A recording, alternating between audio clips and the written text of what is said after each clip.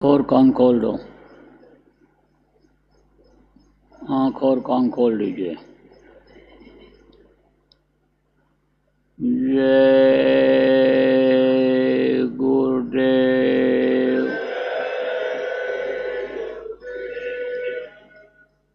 जय गुरुदेव। जय गुरुदेव। जय गुरुदेव नाम किसका। जय गुरुदेव नाम किसका। प्रभु का पावन नाम। प्रभु का पावन नाम। जय गुरुदेव।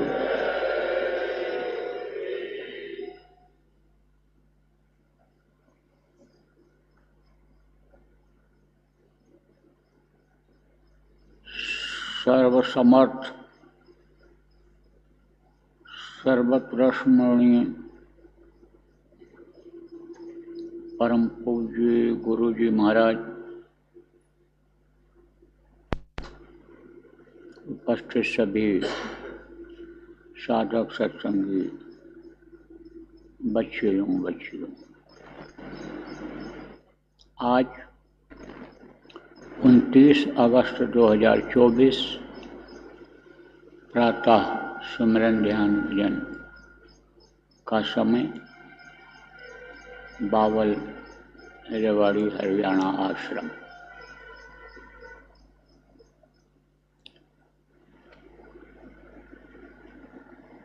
परम अर्थ, इसको परमार्थ कहा जाता है। समझने के लिए परम धाम परम पुरुष को पाने के लिए मनुष्य को स्वभाव बदलना पड़ता है। नामदान तो हम ले लेते हैं, सत्संगी अपने को कहने लग जाते हैं, लेकिन स्वभाव नहीं बदलता है, आदत नहीं बदलती है। अभी तक जब तक नामदान नहीं लिया तब तक कहाँ रहते हैं, कहाँ रहे। दुनिया के बीच में, दुनिया में रहे, दुनियादारों के बीच में रहे, तो वही स्वभाव बन गया। मनुष्य के अंदर इच्छाएं उत्पन्न होती हैं और उन इच्छाओं की पूर्ति के लिए, उस ख्वाहिश को पूरा करने के लिए आदमी दूसरे को देखता है कि जो धन, संतान, विद्या बुद्धि पाने के लिए कोशिश किए, दुनिया की चीज़ें उनको मिली, तो हमको भी उसी तरह से करना चाहिए कि जैसे जो चीज़ें इनके पास हैं वही चीज़ हमको मिल जाए। इसके लिए आदमी का स्वभाव उस तरह का बन जाता है, उसी के लिए प्रयास कोशिश करता रहता है और उसी में फंसा रह जाता है। उसी में जीवन का ये कीमती समय निकल जाता है। तो परमार्थी को क्या चाहिए? परम गति परम धाम पहुँचने वाले की इच्छा रखने वाले को क्या करना चाहिए? इच्छा बनानी चाहिए वहाँ चलने की, उस प्रभु को पाने की इच्छा रखनी चाहिए। सत्संग में बातें बताई जाती हैं कि प्रभु को पाना इस समय आसान है कलयुग में, तो उसकी इच्छा बनानी चाहिए, प्रभु को पाने की इच्छा बनानी चाहिए और इधर की इच्छाओं को ढीला करना चाहिए। और शरीर को चलाने के लिए भी और ये गृहस्थी की व्यवस्था को चलाने के लिए भी सामानों की ज़रूरत होती है, तो उसके लिए भी इच्छा करनी चाहिए, प्रयास करना चाहिए, लेकिन मालिक के मौज में करना चाहिए, कोशिश करना चाहिए, मेहनत करना चाहिए, लेकिन मौज में करना चाहिए कि मौज होगी, गुरु की दया होगी, गुरु दाता हैं, गुरु देना चाहेंगे, ज़रूरत होगी तो हमको दे देंगे। और उसी को पाने के लिए, इन्हीं चीज़ों को पाने के लिए, धन संतान विद्या बुद्धि पाने के लिए अगर लगातार कोशिश करते रहेंगे तो आजकल ये हो रहा है कि दुविधा में दोनों गई माया मिली न राम। न ये चीज़ें दुनिया की मिल पाती हैं, ख्वाहिश ही पूरी, इच्छा ही पूरी हो पाती है, और न प्रभु ही मिल पाते हैं, न गुरु की दया मिल पाती है, न गुरु की भक्ति हो पाती है। इसलिए मौज पर छोड़ना चाहिए। मौज निहार रहो चुपठानी, मौज को निहारना चाहिए, देखना चाहिए हमारे लिए क्या कर रहे हैं गुरु, कितना हमको देना चाहते हैं, दे रहे हैं। अब वो तो ज़रूरत पड़ने पर देंगे ही, लेकिन हम उनके लिए क्या कर सकते हैं? तो कहते हैं भाई, जब कोई आगे हाथ बढ़ाता है तो दूसरा आदमी हाथ मिला भी लेता है, और एक आदमी हाथ पीछे किए हुए रहेगा और दूसरा हाथ बढ़ाएगा भी, तो कैसे हाथ मिल पाएगा? तो गुरु मान लो हाथ पकड़ने के लिए तैयार भी हों और हम हाथ पीछे किए हुए रहें, तो पकड़ने में दिक्कत आएगी कि नहीं आएगी? इसलिए गुरु के लिए भी कुछ करना चाहिए। नहीं कुछ हो सकता है तो गुरु के वचनों का पालन ही करना चाहिए। गुरु के वचन का पालन ही गुरु भक्ति होती है। और गुरु राजी तो करता राजी, काल कर्म की चले न बाजी। गुरु अगर राजी होंगे तो सब राजी होंगे और इसमें भी कामयाबी मिलेगी। जब गुरु के प्रति प्रेम पैदा हो जाता है तब गुरु जो करते हैं अच्छा ही करते हैं। हनुमांस के शरीर में ही गुरु रहते हैं, गुरु की ज़रूरत हमेशा पड़ती है। हर तरह के गुरु रहा करते हैं, विद्या गुरु, आध्यात्मिक गुरु, आर्थिक गुरु, सामाजिक गुरु, पारिवारिक गुरु, ये सब गुरुओं की एक तरह से क्वालिटी जिसको कहते हैं ये है, अलग अलग होते हैं। जैसे बच्चा होता है, दूध पीना भी नहीं जानता, माँ अपना स्तन उसके मुंह में डालती है, तब बच्चा दूध पीना सीख पाता है। तो गुरु हुई कि नहीं हुई? जो कोई भी ज्ञान दे, सिखावे, कोई चीज़ बतावे, जिसकी आवश्यकता उसको है, ज़रूरत उसको है, तो जो बताता है वही गुरु हुआ करता है। दुनिया की चीज़ों की पहचान कराते हैं। अब आप ये देखो, पहले के समय में अच्छे ही होते थे लोग, अच्छा ही ज्ञान रखते थे, अच्छी ही बुद्धि रखते थे, अच्छी ही शिक्षा देते थे। लेकिन अब तो देखो, ये कलयुग के असर से बुरे लोग भी हो गए और बुराइयों की ट्रेनिंग देते हैं, तो वो उन्हीं को गुरु मानते हैं। तो गुरु यानी समझो कि इस धरती पर हमेशा रहे हैं और गुरु की ज़रूरत भी है। लेकिन जो बुराइयों की शिक्षा देते हैं, बुराई सिखाते हैं, उनको इस बात को सोचना चाहिए, जो बुराई की शिक्षा लेते हैं, उसमें आगे बढ़ना चाहते हैं, उनका क्या हश्र होता है, क्या हाल होता है। उनका तो समझो विनाश ही होता है। इतिहास बता रहा है, रावण जैसे का हुआ विनाश, कृष्ण जैसे का विनाश हुआ। आप देखो, कौरवों का जब जो विनाश हुआ, उनकी सेना खत्म हुई, उनका साथ जो दिए खत्म हुए।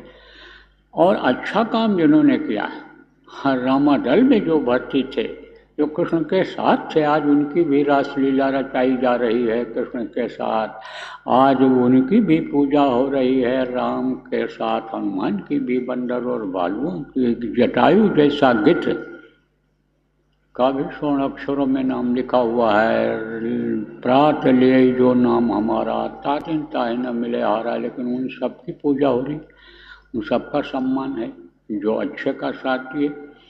तो कहने का मतलब गुरु हमेशा इस धरती पर रहेंगे, और जो परमार्थी गुरु होते हैं, परम अर्थ को खुद समझ जाते हैं, परमार्थ में लोगों को लगाते हैं, परम धाम पहुंचाते हैं, उनके अंदर जो आत्मा होती है वो प्रभु से जुड़ी हुई होती है, क्योंकि जो प्रभु है, सबका सृजनहार है, सबका जो मालिक है, वो इस धरती पर आ नहीं सकता है, आता ही नहीं।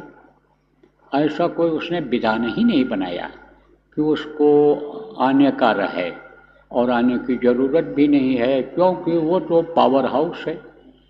जो पावर हाउस से करंट जाता है, वो उसको, उस पूरे करंट को जो इकट्ठा रहता है, सब जगह जाने की ज़रूरत नहीं पड़ती है, वो तो करंट वहीं से दे देता है, करंट पहुंचा देता है।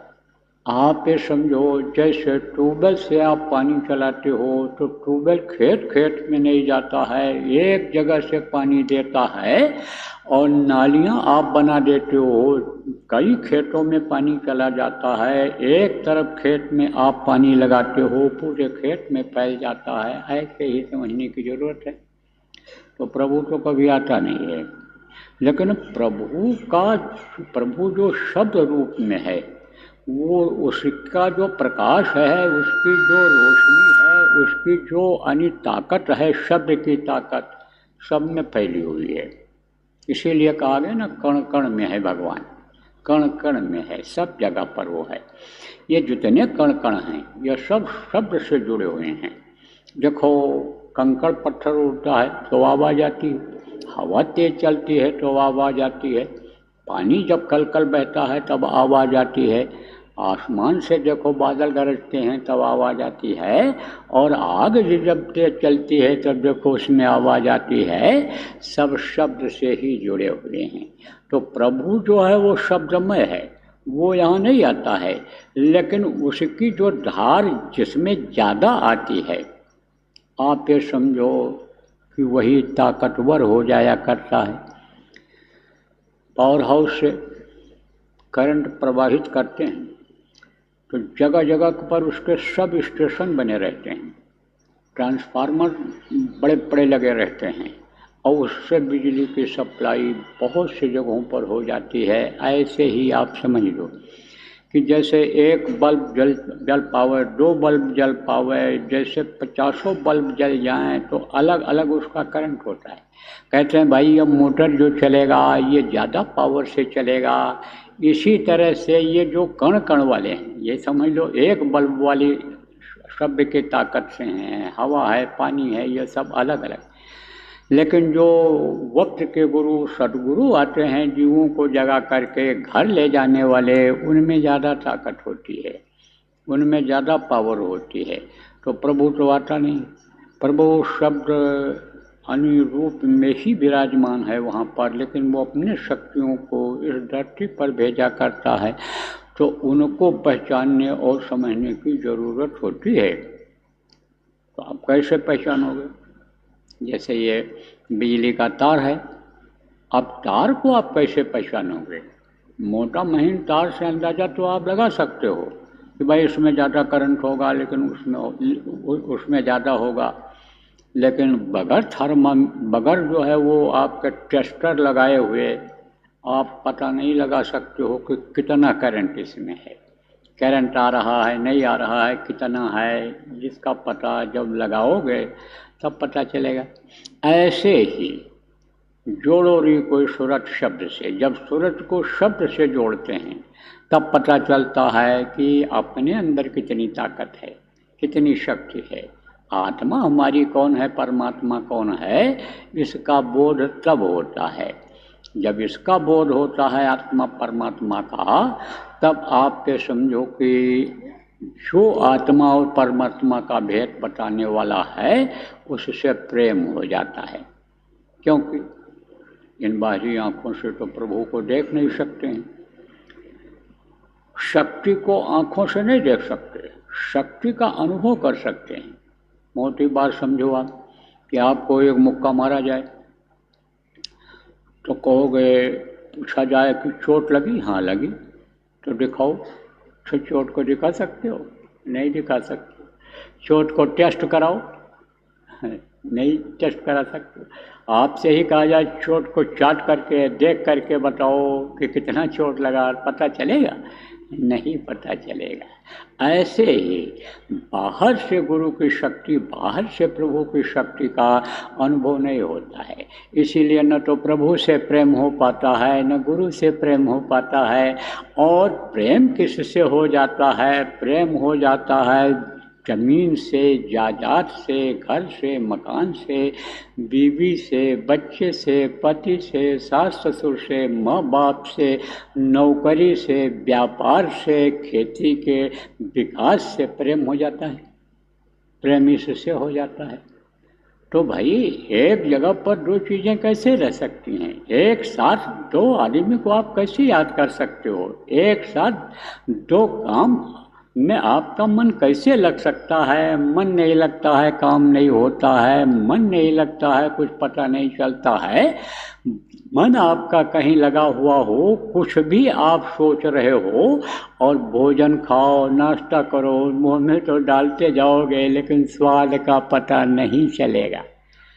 कोई पूछे भाई कैसा था, झूठ भले बोल दो बहुत अच्छा था, तारीफ भले कर दो बहुत अच्छा था, लेकिन सही सही नहीं बता पाओगे कि कितना मीठा था, कितना खुशबू आती थी, कितना खट्टा था, कितना तीखा था, कैसा था, वो भूल जाता है। तो मन तो एक है। अब मन जिधर लगेगा वही तो काम होगा। तो मन इधर लग जाता है, इस तरफ लग जाता है, और मन जिस काम को कराता है वैसा ही स्वभाव बन जाता है। मन अगर झूठ बोलवाता है तो झूठ बोलने का ही स्वभाव हो जाता है। मन अगर लग गया चोरी करने में, व्यभिचार करने में, मन अगर लग गया यानी चकर चकोरी करने में, तो आप ये समझो स्वभाव बन जाता है। और उसी तरह से देखेगा, उसी तरह से सुनेगा, उसी तरह से करेगा, उसका स्वभाव बन जाता है। तो स्वभाव जब बन जाता है तो ये शरीर स्वभाव ही काम कराता है, शरीर स्वभाव ही शरीर से काम कराता है। तो शरीर भी इसी में लगा रहता है, बैठने भी नहीं देता। मन शरीर में है तो मन रुकता नहीं है, ये शरीर उठ जाता है, मन उठा देता है शरीर को।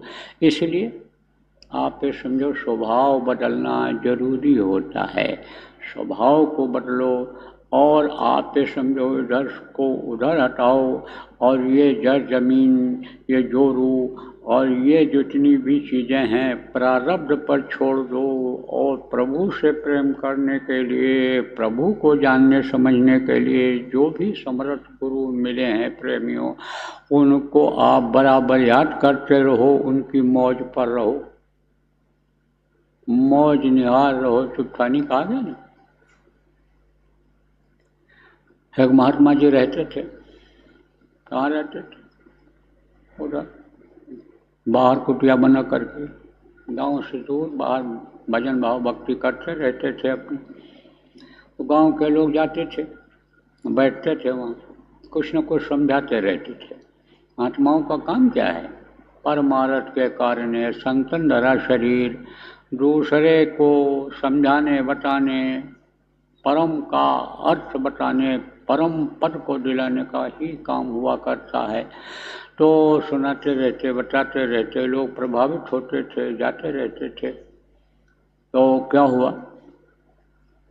कि उस गांव में आ गई बीमारी पशुओं की, मुर्गियां मर गईं। तो जो मुर्गी पालन वाले थे वो भी जाते थे।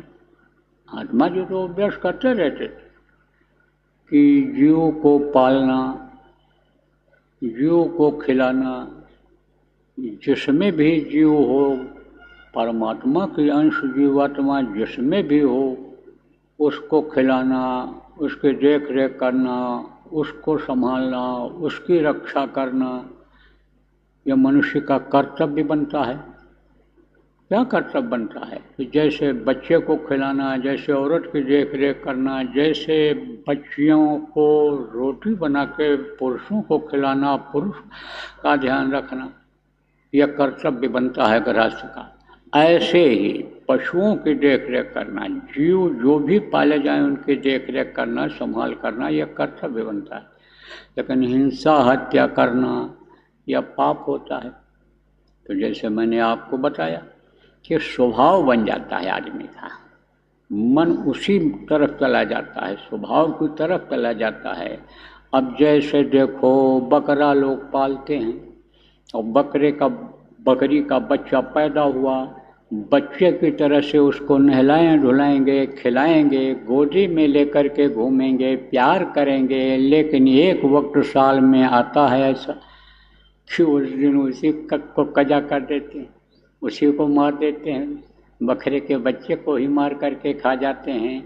जब बकरीद आती है, जब मतलब एक त्यौहार ऐसा है कि आता है, या जब भी देखो, अब तो कोई यानी समझो ऐसा नहीं रह गया। पहले तो एक ही धर्म के लोग बकरीद मनाते थे, अब तो जब चाहते हैं तो बकरीद मना देते हैं। कहते हैं भाई आओ गोश्त का यानी समझो मांस की दावत होगी, बनाते हैं, बनवाते हैं, आओ हमारे यहाँ।